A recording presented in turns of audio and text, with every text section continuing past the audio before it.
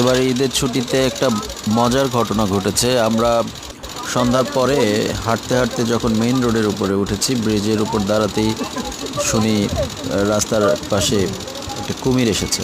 প্রথমে বিশ্বাস না হলেও পরে মনে পড়লো যে পেপারে পড়েছিলাম স্যাটেলাইট বসে দুটি কুমিরের গতিবিধি পর্যবেক্ষণ করছিল কোনো একটি সংস্থা।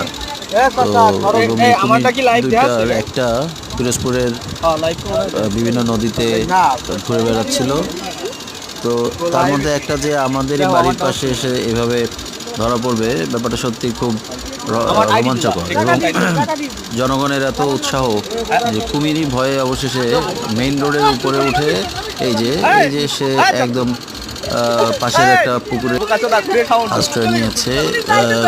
সে মানুষ এত কোলাহলে সে আসলে ভীত হয়ে গিয়েছে এবং সে পাশের